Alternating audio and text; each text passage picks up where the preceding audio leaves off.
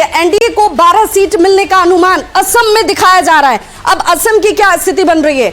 India alliance के पास कितनी, सिर्फ और सिर्फ मात्र 2 सीटें जो हैं वो इंडिया अलायंस के पास जा रही हैं।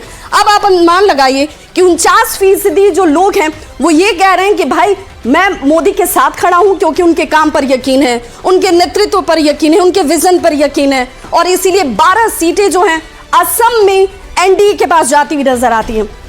अब जरा आप अगर इस आंकड़े को देखेंगे तो जरा चेहरों के साथ भी देखते चलिए। 12 सीटें नरेंद्र मोदी के साथ, यानी कि एनडीए के साथ।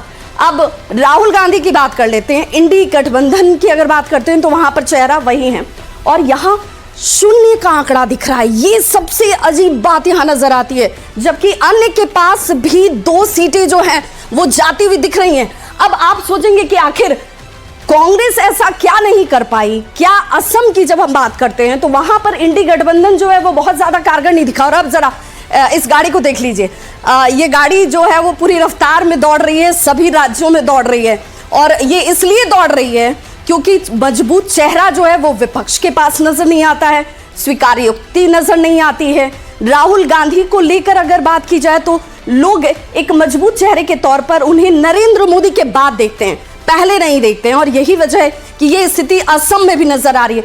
यानी कि काम बोलता है, लोगों का यकीन जो है वो देश जिस तरफ आगे बढ़ रहा है उस पर नरेंद्र मोदी के साथ है, और यही वजह है कि आंकड़े इस रूप में बदल रहे हैं। और सिर्फ इस राज्य की नहीं, कल हमने तमाम दूसरे राज्यों की भी चर्चा की थी, जिसमें यूपी की चर्चा की थी, जिसमें हमने चर्चा की थी कि ये देख लीजिए कि बिहार में क्या बदला, कर्नाटक में क्या बदला और असम में क्या बदला, और इसीलिए अब तेलंगाना